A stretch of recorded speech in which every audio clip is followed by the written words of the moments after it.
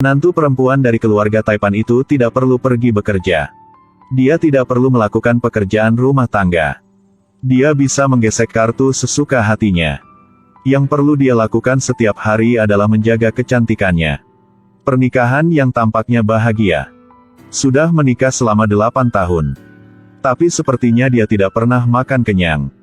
Karena suaminya Min Myung Seok, yang perfeksionis. Bahkan ketika dia berolahraga agar tetap bugar, suaminya pun keluar untuk membantunya mempercepat mesin olahraganya. Tanpa peduli apakah dia setuju atau tidak, dia terus menekan tombol percepat. Dia juga tidak peduli dengan kekuatan istrinya. Biarkan saja Jiwon memaksakan dirinya berlari tanpa henti di treadmill. Dan Min Myung Seok sedang mondar-mandir, menyalakan pemutar musik. Sambil menikmati musik, dia melihat istrinya jogging. Meskipun Jiwon telah menikah selama 8 tahun, dia selalu berharap untuk memiliki anak. Tidak hanya secara teratur pergi ke rumah sakit untuk menyuntikkan ovulasi, tetapi juga memantau suhu tubuh dirinya. Hari ini tepat pada waktunya untuk ovulasi. Dia dengan senang hati berlari untuk memberi tahu suaminya. Dia ingin Min Myung Seok membatalkan kencan golf hari ini. Dan kemudian meluangkan waktu untuk membuat bayi bersamanya. Min Myung Seok mengabaikan permintaan istrinya. Dia mengatakan kepadanya bahwa jika dia bosan, dia bisa pergi ke rumah ibu kandungnya untuk menghibur. Suamiku, hari ini adalah hari ovulasiku. Apakah kamu harus pergi sekarang? Bisakah kamu sedikit terlambat? Bisakah kamu datang terlambat 30 menit? Tolong. Tetapi sebagai balasannya adalah sikap yang tidak peduli dari suaminya. Dia sendiri, untuk hamil, harus menanggung banyak rasa sakit baik secara fisik maupun mental. Tetapi sebagai balasannya adalah ketidakpedulian suaminya. Jiwon keluar. Dia ingin meyakinkan sang adik perempuan kedua Miwon, yang merajuk pada ibunya. Dia ingin adiknya bisa menghadiri pesta ulang tahun ayahnya yang ke-60. Melihat adik perempuan dan iparnya yang riang tidur saat saling berpelukan. Meskipun rumah mereka sederhana aja, melihat mereka berdua begitu bahagia membuatnya sangat cemburu. Sesampai di rumah, suaminya sudah pulang. Karena kebiasaan, Min Myung Seok mempertanyakan jadwal sehari istrinya. Dia pun tidak memperhatikan bahwa istrinya sedang dalam suasana yang tidak nyaman. Dan bahkan berkomentar kritis tentang pakaiannya. Bahwa dia terlihat terlalu tua. Jiwon hanya diam-diam masuk ke kamar dan berganti pakaian. Saat makan malam, Min Myung Seok terkena OCD. Setiap detail dia selalu menuntut kesempurnaan. Dan Jiwon sedang tidak dalam mood yang baik sekarang. Dia berniat makan sepuasnya untuk meredakan emosinya. Tapi suaminya menghentikannya dengan nada kritis. Mengatakan bahwa porsi nasi yang dia makan terlalu banyak. Jiwon harus mengeluarkan sebagian nasi dari mangkuknya. Lalu sangat tidak senang terus makan nasi. Min Myung Seok berbicara dengan istrinya. Dia menjawab dengan acuh tak acuh. Pada saat ini Min Myung Seok marah. Jiwon tidak berani memprotes. Dia mengambil lap dan berlutut untuk membersihkan air yang tumpah. Min Myung Seok mengatakan kalimat lain yang menyentuh rasa sakitnya. Park Jiwon, akulah yang seharusnya marah. Apakah aku kuda jantan bagimu? Memelihara untuk melahirkan anak, kan? Dalam 30 menit harus menciptakan bayi. Kamu terpaksa hamil kan? Aku ingin punya anakku sendiri. Bisakah kamu bekerja sama denganku? Biarnya natural saja. Jika punya bayi, melahirkannya. Pikiran mereka jelas bertolak belakang. Min Myung Seok tidak biar istrinya untuk memiliki anak karena dia ingin istrinya tetap bugar. Dia ingin keduanya mengalami kehidupan pernikahan seperti baru menikah. Tetapi tidak ada yang menyangka bahwa Min Myung Seok berusaha menyembunyikan satu rahasianya. Min Myung Seok kemudian berikannya kartu bank. Lalu menyuruh istrinya menggesek sebanyak yang dia mau. Dia bilang istrinya bisa membeli hadiah untuk rumah ibunya juga. Dan menyuruh Jiwon untuk tidak menunjukkan wajah menyedihkan ini lagi.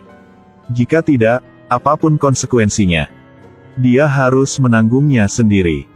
Jiwon mengambil kartu bank suaminya. Pergi ke tempat pekerjaan adik bungsunya Hyewon. Dia berbelanja dengan liar. Kemudian bercanda dengan adiknya bahwa dia akan bercerai. Tentu saja Hyewon tidak percaya. Dia pikir kakaknya sedang bercanda. Apa alasan perceraian? Yang pertama, mungkin karena suami Kak terlalu baik. Yang kedua karena keluarga sang suami terlalu kaya jadi Kak iri. Yang ketiga, suami Kak tidak memberikan uang saku untuk Kak. Yang keempat adalah karena suamimu memperlakukan keluarganya terlalu baik. Kan? Berhenti berpikir omong kosong. Apakah Kak memiliki terlalu banyak waktu luang?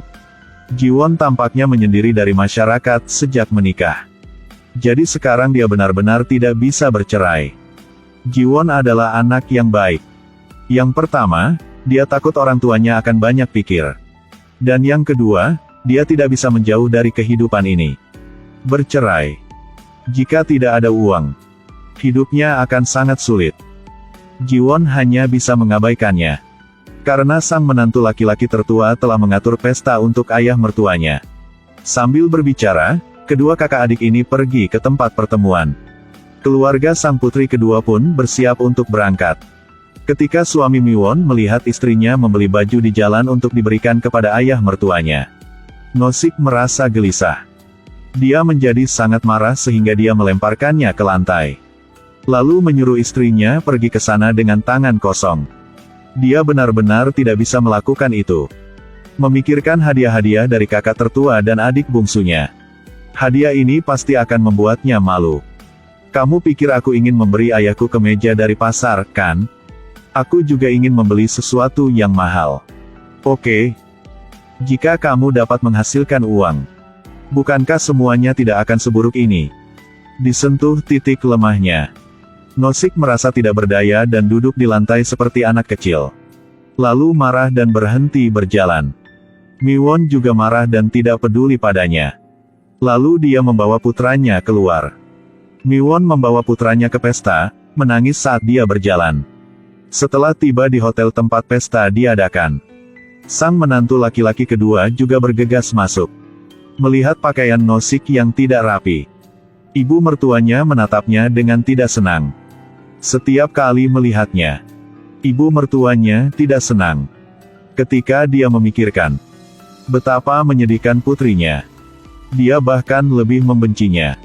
Makin banyak anak sekeluarga, makin beda cara bakti untuk orang tua masing-masingnya.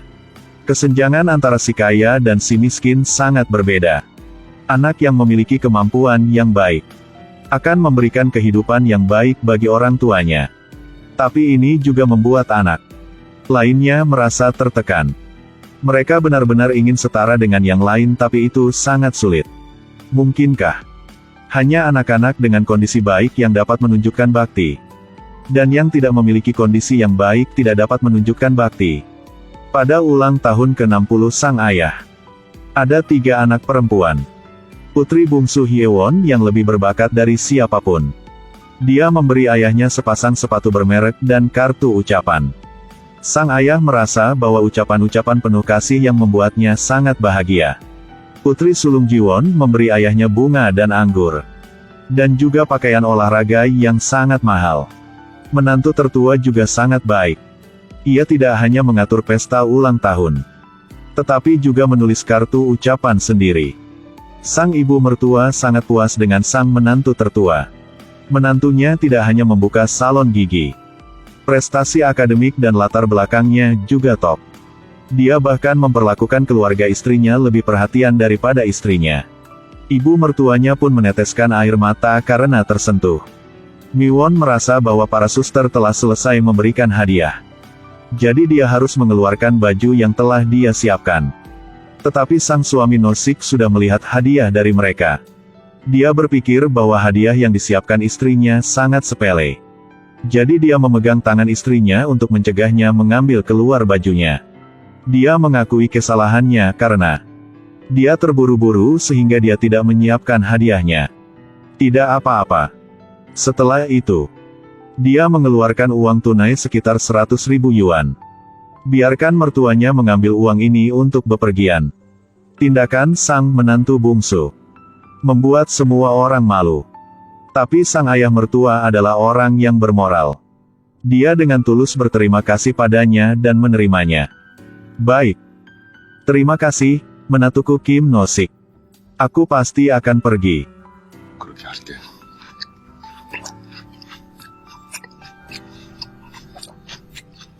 Selesai pemberian hadiah.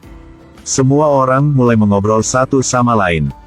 Sang menantu sulung Min Myung-seok ingin mengajak semua orang berwisata ke luar negeri.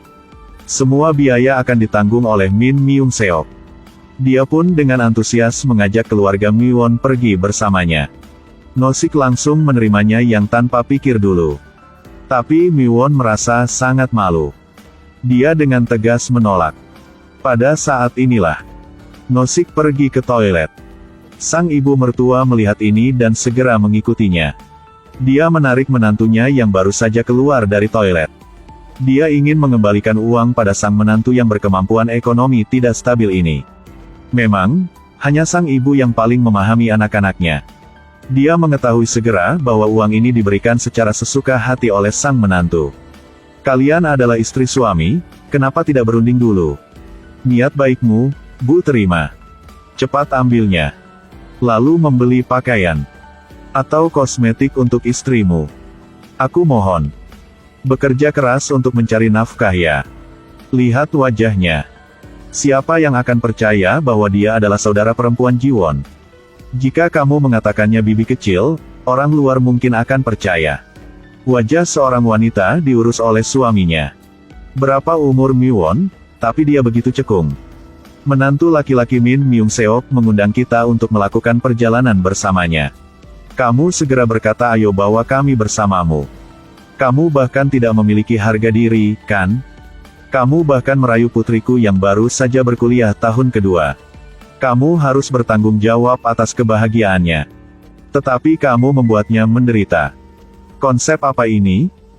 Mi-won melihat ibunya mengkritik suaminya, yang menyebabkan dia meledak.